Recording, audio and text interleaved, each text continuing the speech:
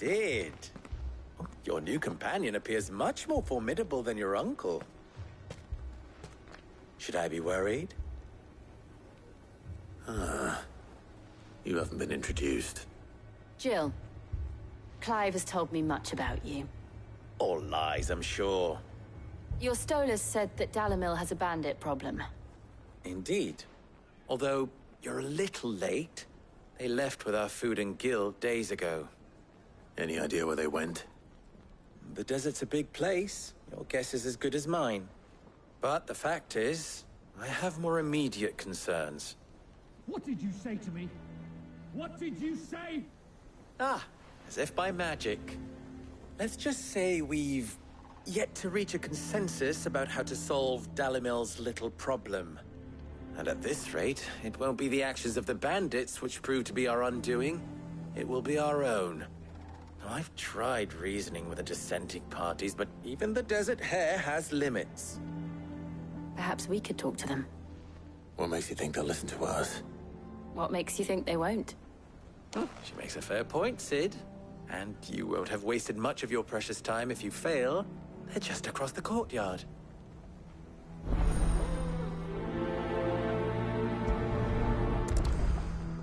Suppose we just follow the shouting.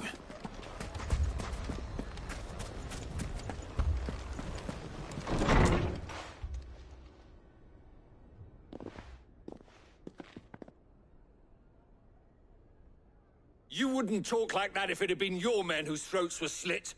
Blood for blood, it's the only way. We hire mercenaries and have them mount the bandits' heads on our walls as a lesson to the rest. And what happens when those mercenaries are slaughtered like your men? Are you going to hire more?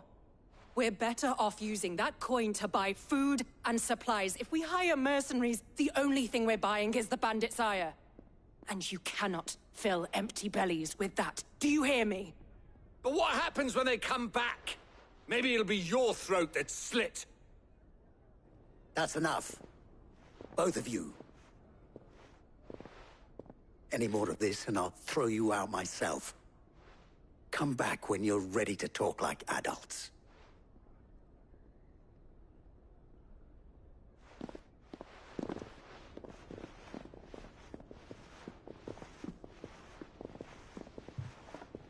Victor.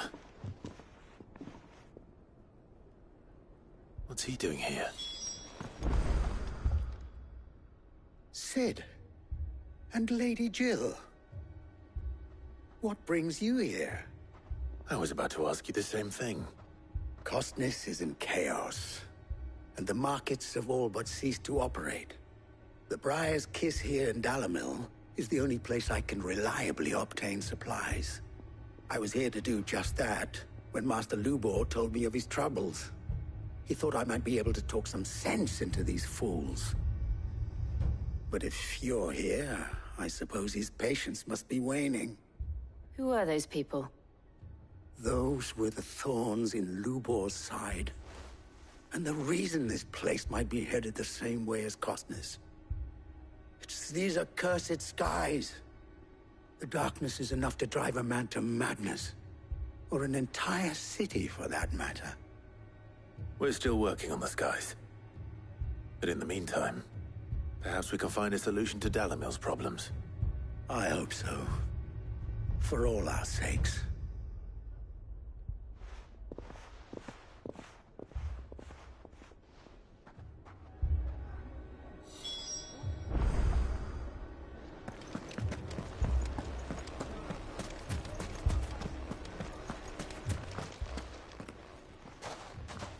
So, you see my predicament?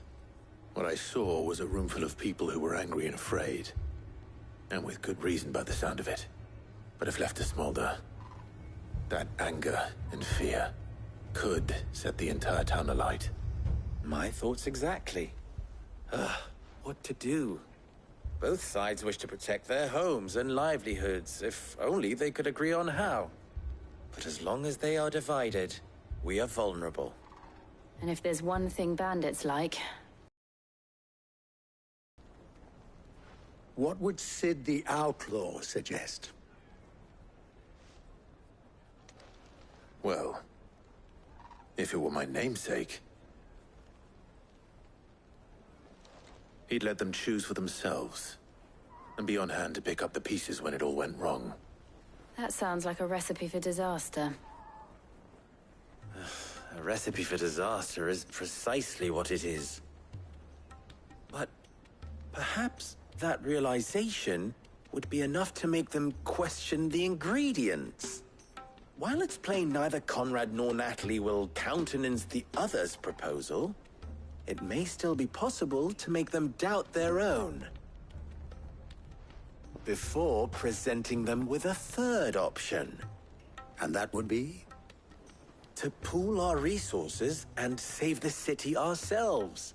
Why fight each other When all that fear and anger can be directed at the bandits.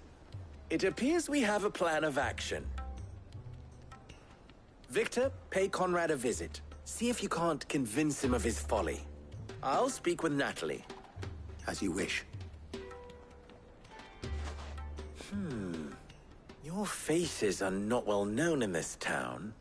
That may prove useful. Don't worry, Victor and I will do most of the talking. You need only play along. Play along? What he means to say is yes.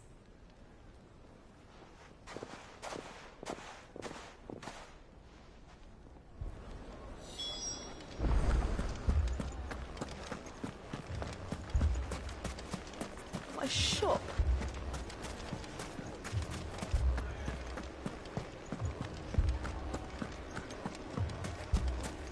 Picture it, Conrad.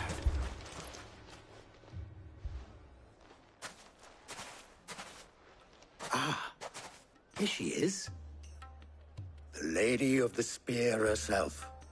Conrad, may I introduce you to Jane, commander of the Red Wings, the oldest mercenary guild in the Free Cities. A pleasure, my lady. The pleasure is all mine. As I told you, I summoned the commander here from Canver to inquire about a contract. Victor says you told him no. That there aren't any men left to hire. Is that true? True as the crystals cracked. Nobles came and claimed every last one worth his salt. And not just from us Red Wings. You know of the 7 high houses. There must be 2 swords assigned each one. Granted, we have a few boys left. If it's boys you're looking for. Well, Conrad, are you saying that Dalamil's finest cannot defend this town better than a gaggle of unblooded striplings? That a band of beardless youths could better avenge the deaths of your brave men than you yourselves? Absolutely not. We'll show those bastards who they're dealing with.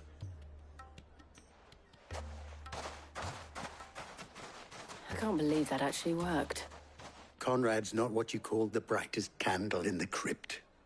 And there's a reason why I had you do the talking and not Sid. Well played, my lady.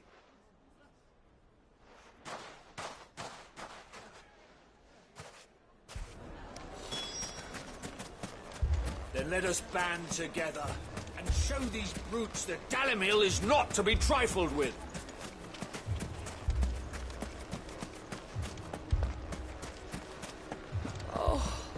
I'm ruined. If I had my pickaxe, I would... I mean, it may still be possible to buy some. Ah, here he is now. Natalie, allow me to introduce Lord Underhill of Randalar's prestigious League of Merchants. Lord Underhill. At your service. Underhill. I was just telling the good lady of our conversation, my lord, and how you were lamenting the state of the capital's stores. Lubor says that not only are the granaries almost empty, but that war and the Blight mean this season's harvest won't be enough to fill them for winter. Indeed, certainly that is the case. The nobles in the capital are buying up the city's stocks of barley and wine, driving the prices higher than most commoners can afford. It is only a matter of time before the peasants revolt. It is worth worse than I thought. If what Lord Underhill says is true, I fear we have little hope of supplementing our stores, meager though they regrettably are. And while I applaud your endeavors to dissuade our more bellicose citizens from seeking vengeance, I sense Conrad is not wrong in his assessment of the bandits' likely return. Which means that now, more than ever, we will need to secure what little we still have. Food, weapons, herbs, everything. If our humble town is to endure not only this hardship, but those that are certain to follow, we must stand united. All right. If it will help to protect my home, I'll do it. But you needn't have gone through this charade.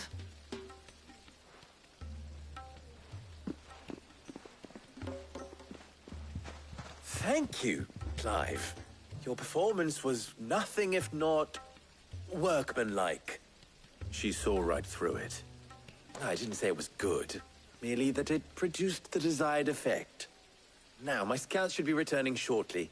Meet me back at the Briar's Kiss, and we shall see what we face.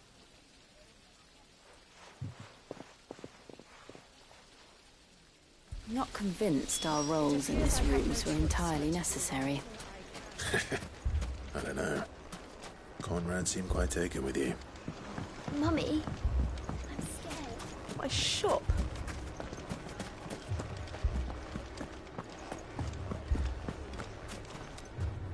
Good news, Sid.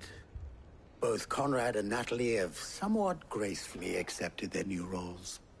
With time, they may even learn to. Time no longer appears to be the luxury it was before lunch. I take it your scouts found the bandits. We speak. All of them. You're not serious. They don't just want food, they want the whole damn town.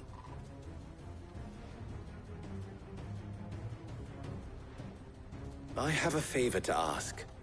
I'm told the bandits march in two groups, one from the south and one from the desert, in a move doubtless intended to stretch our already gossamer-thin defenses. Very well.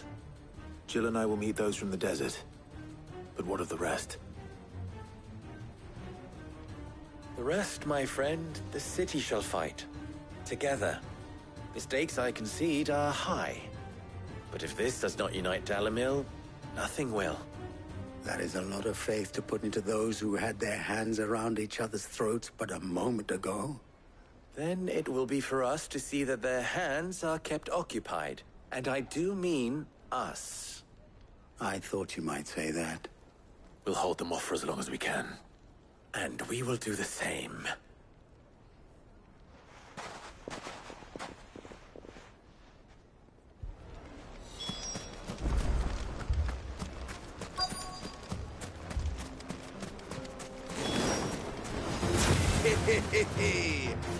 No women folk have come to welcome us. I'll take that one.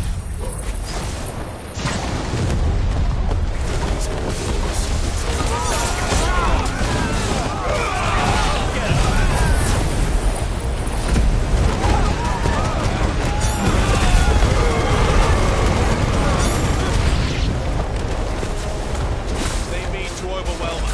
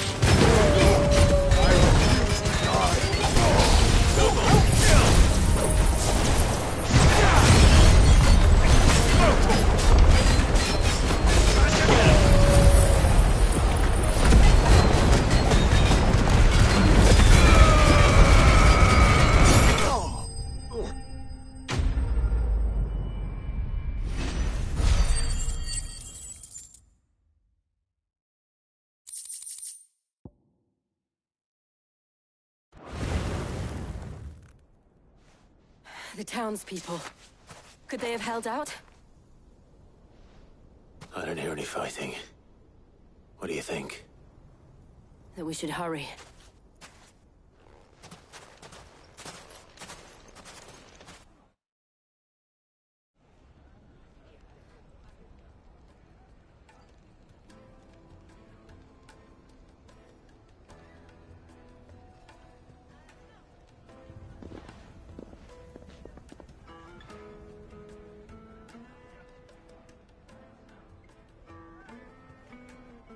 Natalie, I owe you an apology. You did well out there. The inn would have been lost had you not held the line. Without you, there would have been no line to hold. You saved us, Conrad. You saved Dalimil. We all saved Dalimil.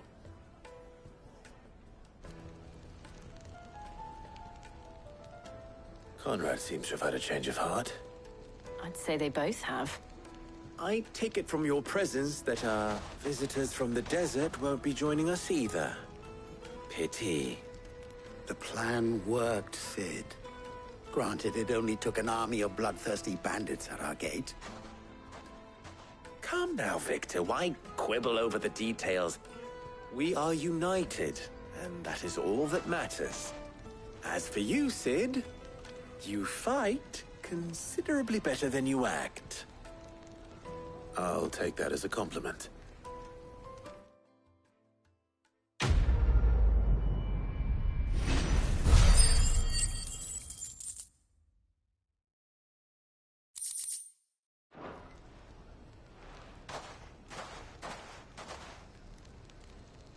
Our friends seem to have things under control. For now, at least. Let's go and put Otto's mind at rest.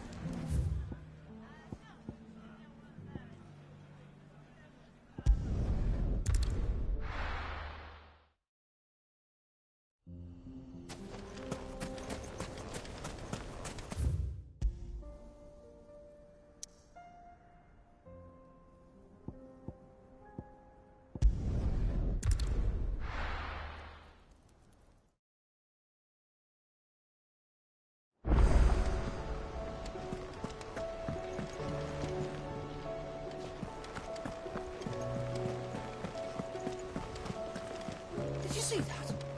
Tell me.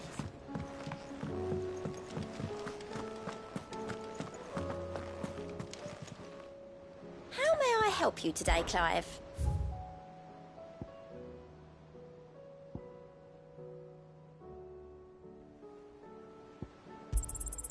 All yours.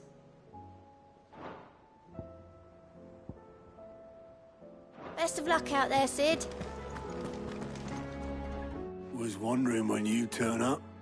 Had owls from all our friends thanking you for your timely intervention. How is it you always manage to arrive at just the right moment? Luck, I suppose. Any word on the rest of the realm?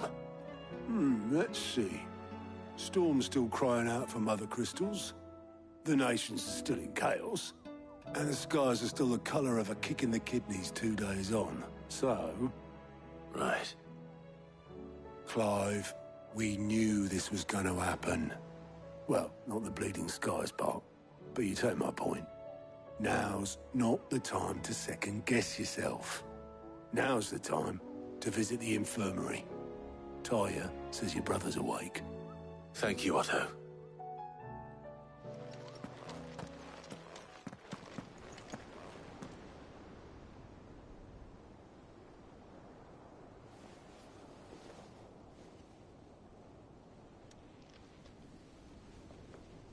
So it was not Sylvester, but Olivier who served as Ultima's puppet. And when Dion learned of this, he sought to slay the fiend.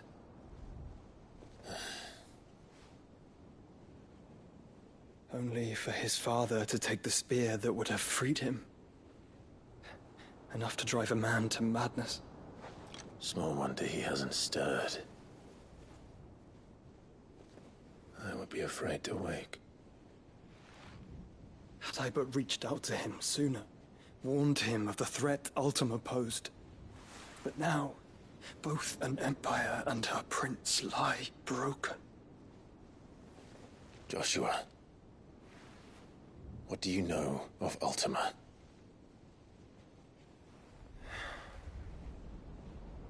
Very little, I'm afraid.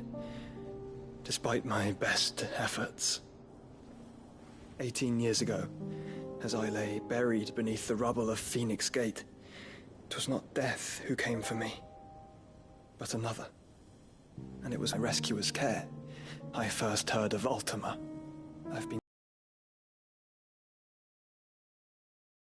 Ultima is driven by some deep, dark purpose, and for whatever reason, it would seem you are crucial to his designs. He will stop at nothing to have you, even if that means toppling an empire. But why me? What possible use could I be to such a creature? That is one of many answers that have eluded me. Yet, I am certain of this. It is not mere chance. You were chosen for a reason. All dominants carry within them the might of an icon. Nigh limitless power that is at once acutely limited. I wield fire, and only fire. And I only ice. 8 wardens for 8 elements. But you, Clive. You are different. You're special. Your abilities begin with the flames of Ifrit.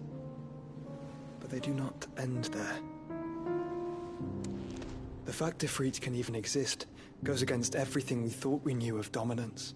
Perhaps Ultima has been waiting for one such as you, whose potential is truly limitless. I've encountered that thing several times now. If it or he, as you say, needs me, why hasn't he claimed me as he did the boy? Were I to hazard a guess, I'd say the two of you are somehow incompatible. His mind not properly attuned to your body. His mind? Mind, awareness, spirit, call it what you wish. But I believe Ultima to be an embodiment of the concept. This is why I struggle and fail to contain him here inside me. I'm sorry. Inside you? With every setting sun, I feel my strength wane. And though the Phoenix's flames mend the prison I have made for Ultima, they do so at a cost. We must find a means to bring an end to him before I meet my own. What were you thinking? It was that or let him take Clive. And I've always had a soft spot for my brother. But that doesn't mean you should sacrifice yourself to save me.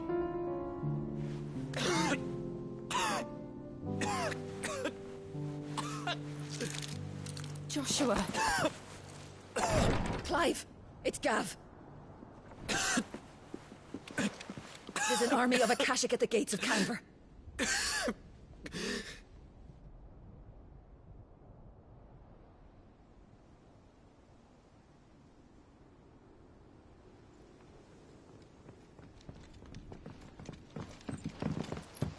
Well, what's the short of it? Tyre told you. The capital of the Free Cities is under siege by an army of monstrosities. The city guard are doing their best to stem the tide, but numbers ain't on their side. What of Lord Byron and Mid? Were they able to escape? No, but they're all right for now. They're hiding with Gav at midship. We have to get them out of there. And we shall. Otto, prepare a Stolas. Tell Gav to stay exactly where he is. Understood. Vivian, what's the swiftest route to the Free Cities? That sounds like a question for the map. Look here. This road, through Tabor, should provide the least trouble. Good. What a coincidence. Tabor is exactly where I'm bound. Joshua, Bed is where you should be bound. You don't think I told him the exact same thing? Were Tyre not such a talented healer, I would surely have been inclined to agree. But Thanks to her ministrations, I feel I may safely rejoin my attendant, who was to wait for me in Tabor if we became separated. All right, we travel together. Clive. If he stays close to me, he'll be fine. Thank you, brother. I'll look after him.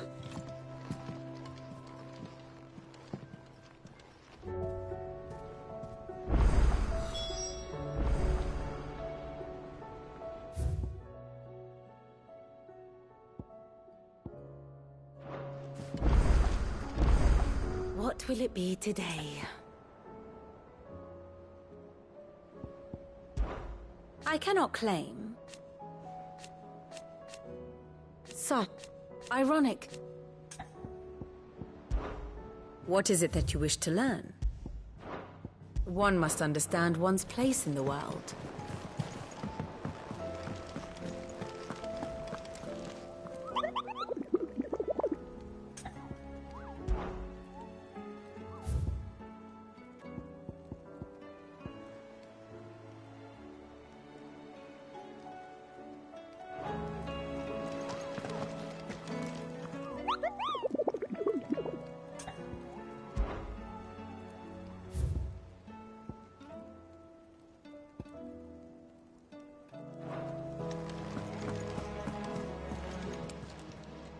Welcome to the Patron's Whisper.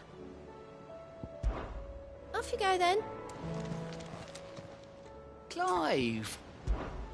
Quick look. Seen enough?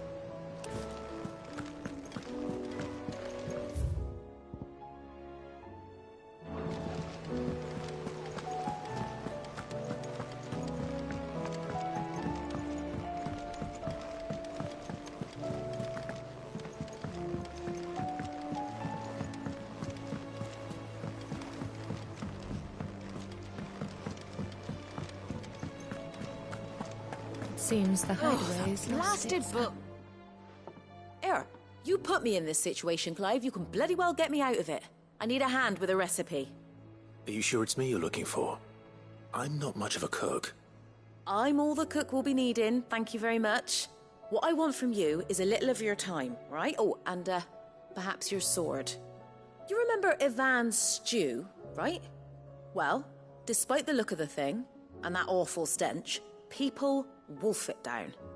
So I thought I'd try making one of these supposed masterpieces myself. Had a peek at the book and gave it a go, but, well... It wasn't as straightforward as you'd hoped. Ivan had the same problem. Yeah, but this is my blimmin' kitchen, and I will not be outdone. So if you don't want to be seen as playing favourites, I suggest you lend me a hand. I've never been one to play favourites, Molly. And I would be only too happy to lend you a hand.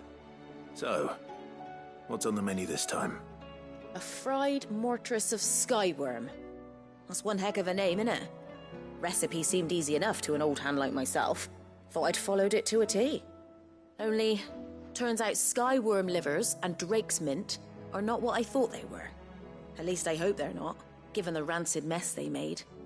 Ivan said the recipes in the culinary pilgrimage date back centuries. Who's to say the ingredients even exist anymore? Wow. That's a question for a scholar, wouldn't you say? Perhaps you know of one? Kindly old fella who haunts the shelves, maybe? Fine. I'll go and speak to Harpocrates.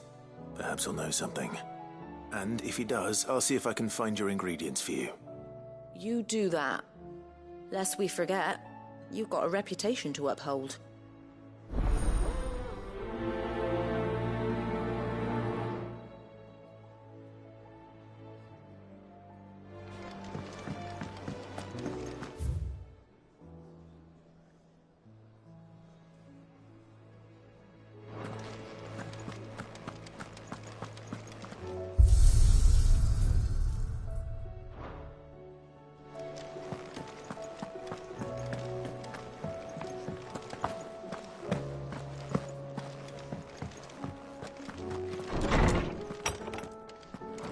Is a storm coming, Sid? Would it? Sid, perhaps you can help me solve a mystery. I can certainly try. Who's gone missing this time? It's not who, but what. Mid-scales, the ones she made for her workshop. I borrowed them to teach the little ones about weight, and shortly after the lesson, well, they vanished. My first thought was that they'd taken them off somewhere to play, but when I asked, they swore they had nothing to do with their having disappeared. Which almost certainly means they had everything to do with it. Perhaps a visit from Sid will jog their memories. I think it just might. Thank you. I don't like to imagine that my pupils would lie to me. But if they have, I'll have no choice but to discipline them accordingly. They were in the atrium when I last saw them. As always.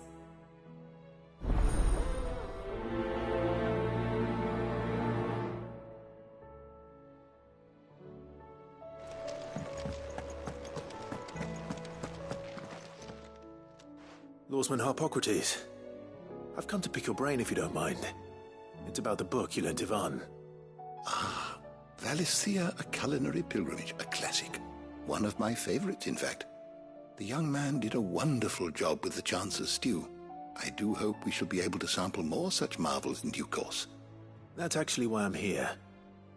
I don't suppose you know where I might find skyworm livers and drake's mint. Ah, so the fabled Sandbrequois delicacy is next on the menu. Delightful. The descriptions of fried mortress never fail to make my mouth water. Now, skyworm is a somewhat antiquated name for the wyvern, their ground livers being the paste from which the mortress is made. Dragon livers. How very Sandbrequois. One would have thought the disciples of Bahamut would have a touch more reverence for their icon's brethren, but apparently not. I believe the specific dragon the recipe demands is the blueback wyvern, said to be the very color of the sea beside which it resides.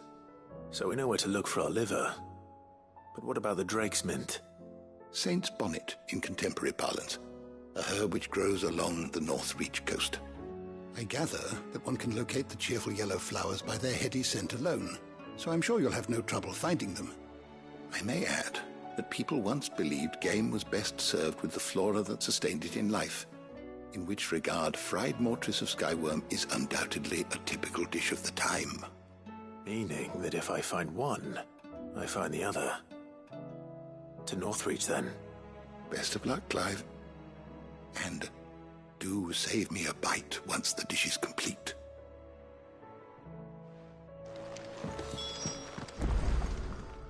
I was wondering when next you'd visit. I have a few new notes that might interest you.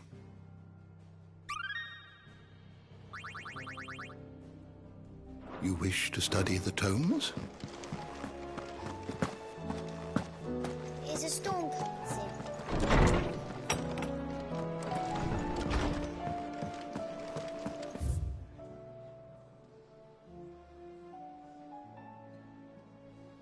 Seems the hideaway has lost its... Did you see the pair that got hauled into time?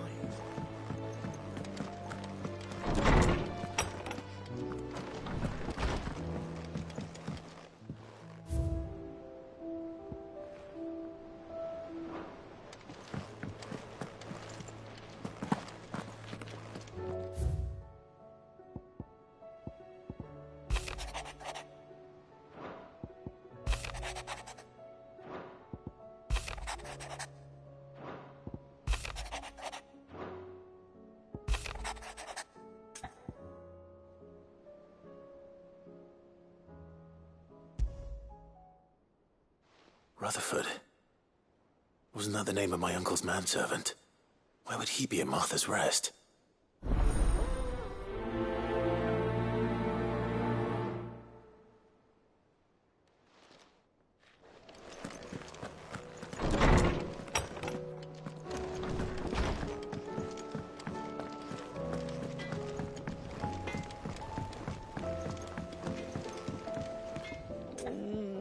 What am I gonna do? Is everything all right, Goots? You seem more discomposed than usual. Oh, I don't know what that means, but I'm in a bit of a muddle. Oh, I think Nan might be in trouble, and she's... It's all right. You can tell me.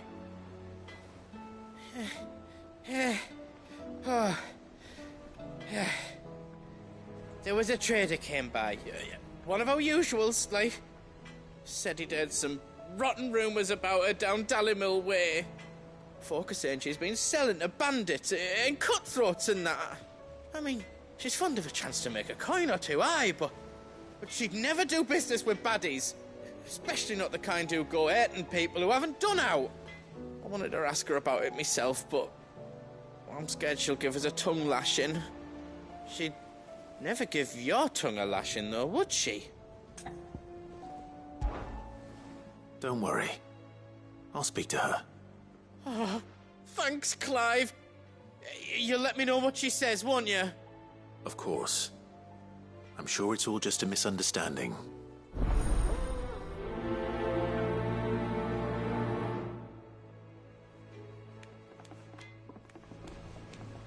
Nan sometimes sells swords and that, but never to anyone who's not a friend of ours. That's how it's been for as long as I've known her. You don't think it's true?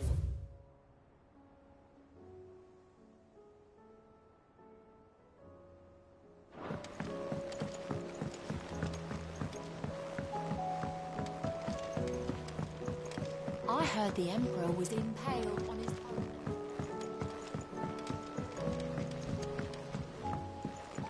We're all gonna die! You hear me?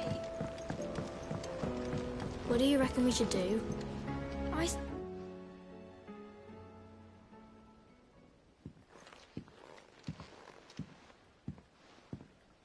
Sid! Hard at your studies, I see. And what is that? It's not a set of scales, is it? No. Of course it isn't. Well, not anymore, it's not. Oh! And just how long hasn't it been one? We're sorry. But we didn't break them. We dismembered them. Just like Miss Mididol showed us. Miss Mididol? And why would she have you dismembering her creations? Because that's the only way to become a ninja-neer. Miss Mididol said, the best way to see how something worked is to take it apart and put it back together again. Well then, your work is already half done. Carry on. About that. The taking apart was easy enough, but it's the putting back we can't work out. Speak for yourself. The heavy thing goes at the bottom. Then...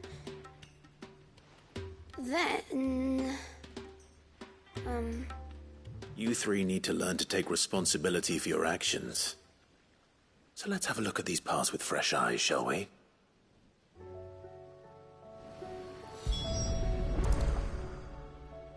All right. Everything here was once part of Miss Mididol's scales. Every piece has its own role to play, and each is just as important as the others. If even one of them is missing, the scales won't work. So let's think about what those roles might be. You already know one of the pieces. The body. Its role is to support everything else. But what of the others?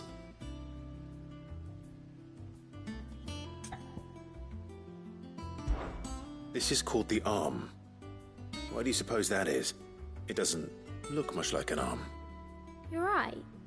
It looks more like a wing. Like a chocobo wing! You've ridden a chocobo before, haven't you, Sid? Will you teach me to ride one day? I'll think about it. Now, what do arms do? Hold things. So wait, maybe this arm holds things too? Good thinking. You're on the right track.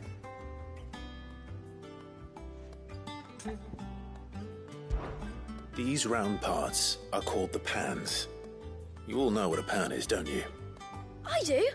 Molly uses them in the kitchens to fry bangers. But these aren't for frying bangers, you idiot. They're for weighing stuff. But what if I wanted to weigh goods? I don't think you'd fit on that little thing. Probably not. What are the chains for? Holding the pans up? Well spotted. Which means something must hold the chains up in turn.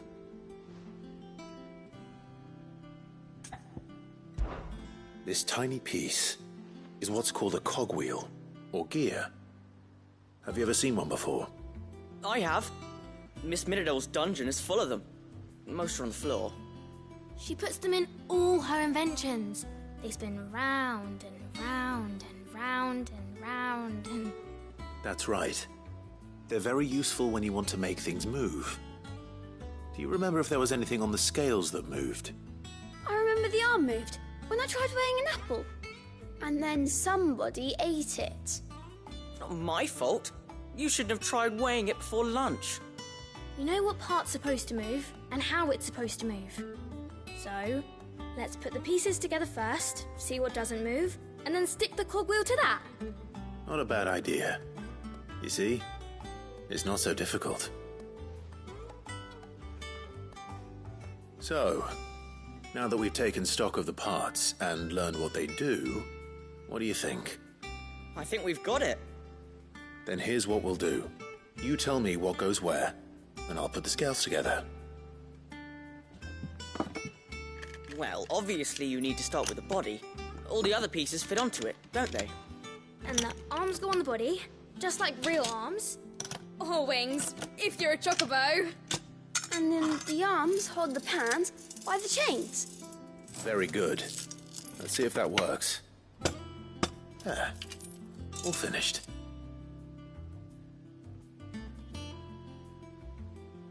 Yes! We did it! Well, with Sid's help. Oh, I just put the pieces together. It was you three engineers who showed me how. That's right. We're Miss Miradol's hares. Her hairs? Yeah, hares for the future. She's showing us her secrets now, so we can help out the hideaway when we're older. What do you think, Sid? Are you almost ready? With a little more help from Miss Miradol and Miss Shirley, I'd say it won't be long at all. You hear that? It won't be long. Until then, though, do try to be honest with Miss Shirley.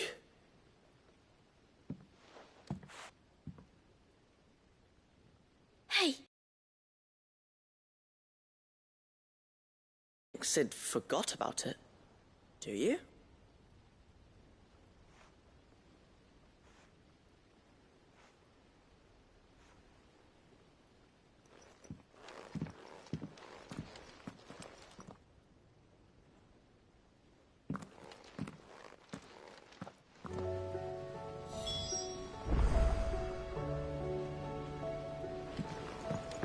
Didn't happen to forget anything, did you, Sid?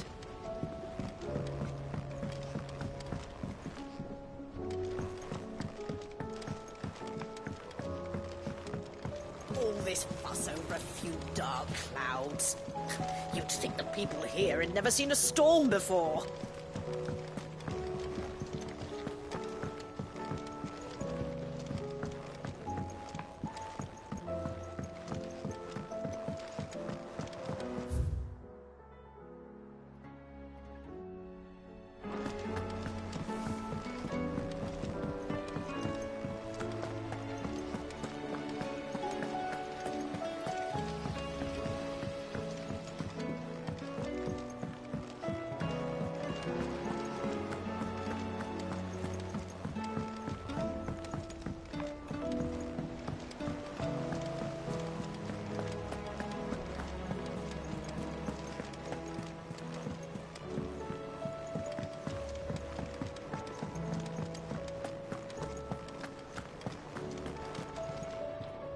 Lady Karen, how's business?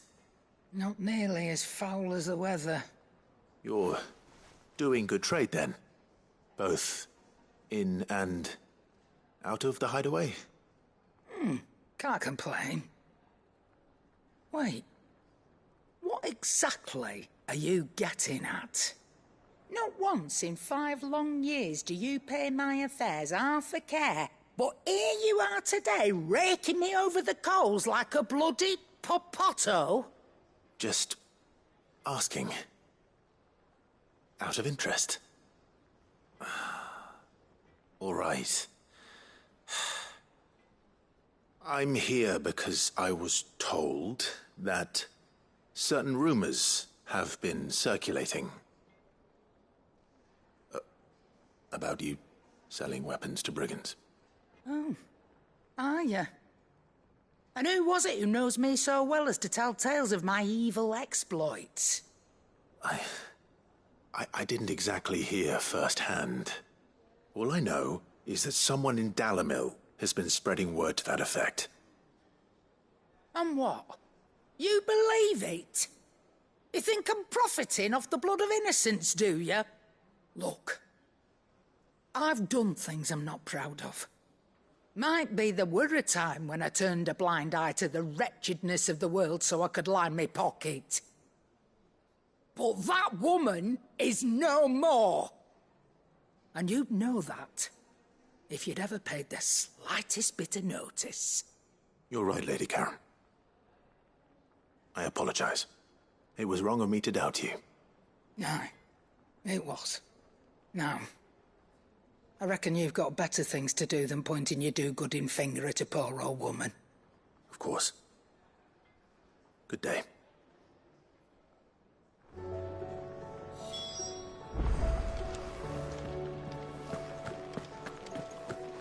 It seems the hideaway